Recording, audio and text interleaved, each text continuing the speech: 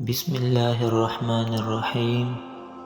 محترم سامعین، السلام علیکم ورحمۃ اللہ وبرکاتہ۔ حضرت ابراہیم علیہ السلام کی ایک باپ تھے جن کا نام آزر تھا، وہ کافر تھے، اور ماں تھی جن کا نام لیوسا تھا اور وہ خفیہ طور پر مومنہ تھی۔ حضرت ابراہیم علیہ السلام کی پیدائش ایک ایسے بادشاہ کے زمانے میں ہوئی جس کا نام نمرود تھا۔ وہ وحشت والا اور بت پرست تھا۔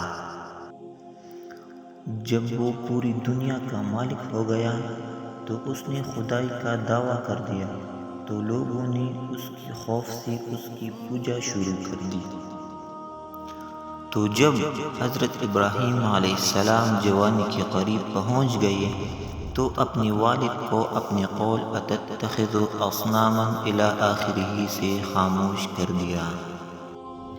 کیا تم بتوں کو معبود قرار دیتے ہو؟ بے شک میں تم کو اور تمہاری قوم کو صریح غلطی میں دیکھ رہا ہوں۔ اس وجہ سے حضرت ابراہیم علیہ السلام کے والد بتوں کی پرستش کیا کرتے تھے اور ان کی تجارت کرتے تھے۔ پھر حضرت ابراہیم علیہ السلام نے کہنا شروع کیا، یا قوم اعبدوا اللہ ربکم، اے میری قوم تم اس اللہ کی عبادت کرو جو تمہارا رب ہے۔ جب نمرود نے یہ سنا تو حضرت ابراہیم علیہ السلام کو بلایا اور ان سے کہا، میں نے ہی تجھے پیدا کیا اور تجھے رزق دیتا ہوں۔ تو حضرت ابراہیم علیہ السلام نے اس سے کہا، تو جھوٹا ہے، میرا رب تو وہ ہے جس نے مجھے پیدا کیا، پھر وہی میری رہنمائی کرتا ہے اور جو مجھے کھلاتا اور پلاتا ہے، اور جب میں بیمار ہو جاتا ہوں تو وہی مجھ کو شفا دیتا ہے، اور جو مجھ کو موت دے گا پھر قیامت کی روز مجھ کو زندہ کرے گا، اور جس سے مجھ کو یہ امید ہے کہ میری غلط کاری کو قیامت کی روز معاف کر دے گا۔ تو اس وقت نمرود اور اس کی ساتھی ہکا بکا رہ گئے۔ آپ علیہ السلام کی فصاحت بیانی پر تعجب کرتے رہے۔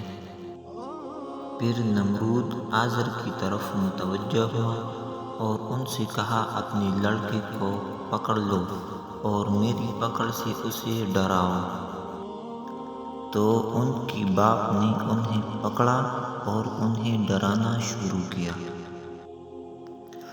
تو حضرت ابراہیم علیہ السلام نے ان سے کہا، اے میرے ابا جان، آپ کیوں ایسی چیز کی پرستش کرتے ہیں جو نہ کچھ سنے اور نہ دیکھے اور نہ آپ کی کچھ کام آ سکے؟ تو آپ کے باپ نے آپ کو جھڑک دیا اور زجر اور توبیخ کی۔ پھر اس کے بعد حضرت ابراہیم علیہ السلام بتوں کے لیے موقع کے انتظار میں لگ گئے، اور ایک روز موقع پا کر ان کے پاس گئے اور وہ 73 بت تھے، تو ان تمام کو کلہاڑی سے توڑ دیا اور بڑے بت کو بری نیت سے چھوا تک نہیں، بلکہ کلہاڑی اس کی گردن میں لٹا دی اور چلے گئے۔ تو جب وہ لوگ ان بتوں کے پاس گئے اور انہیں اس کا حال میں پایا تو وہ سمجھ گئے کہ یہ کام ابراہیم علیہ السلام کے علاوہ کسی اور نے نہیں کیا۔ چنانچہ انہوں نے نمرود کو اطلاع دی، اور نمرود خود بھی خدائی کا دعویٰ کرنے سے پہلے بتوں کی پرستش کا دل دادا تھا۔ اس نے حضرت ابراہیم علیہ السلام کو بلایا۔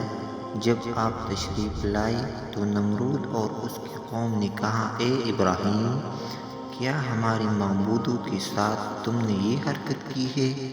فرمایا، نہیں، بلکہ ان کی اس بڑے نے کی ہے، سو ان سے پوچھ لو اگر یہ بولتے ہو۔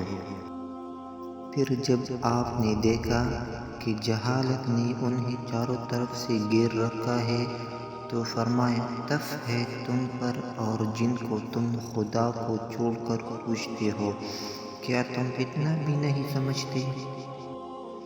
تو جب لوگوں نے یہ سنا تو انہیں یقین ہو گیا کہ یہی وہ حرکت کرنے والا ہے۔ چنانچہ وہ کہنے لگے کہ ان ابراہیم کو آگ میں جلا دو اور اپنے معبودوں کا بدلہ لو اگر تم کو کچھ کرنا ہے۔ چنانچہ 3 مہینے تک انہوں نے لکڑیاں اور تختے جمع کیے تاکہ وہ پہاڑ کی طرح ہو گیا۔ پھر انہوں نے اس میں آگ لگائی تو وہ آگ بڑھ اٹھی یہاں تک کہ اس نے فضا کو بھر دیا اور اس کی گرمی ہر 4 جانب پھیل گئی۔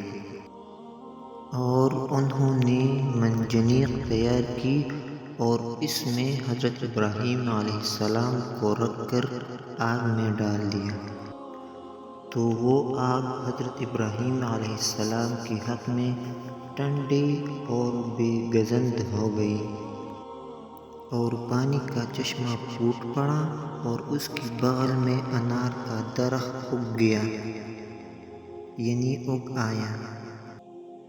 اور حضرت جبرائیل علیہ السلام آپ کی خدمت میں جنت سے تخت، تاج اور جوڑا لے کر حاضر ہو گئے۔ تو حضرت ابراہیم علیہ السلام نے ان دونوں کو پہن لیا اور انتہائی آرام و راحت کے ساتھ چارپائی پر بیٹھ گئے، اور آگ نے آپ علیہ السلام میں کچھ بھی اثر نہ کیا۔ یہ دیکھ کر ایک بڑی مخلوق آپ پر ایمان لے آئی۔ اور جب نمرود کو اس کا علم ہوا تو اس نے کہا اے ابراہیم ہماری زمین سے نکل جا۔ چنانچہ آپ اور آپ پر ایمان لانے والے مومنین نکل گئے، اور آپ نے ایک عورت سے شادی کی جس کا نام سارہ تھا۔ پھر آپ تشریف لے آئے اور وہاں ایک مدت تک قیام پذیر رہے۔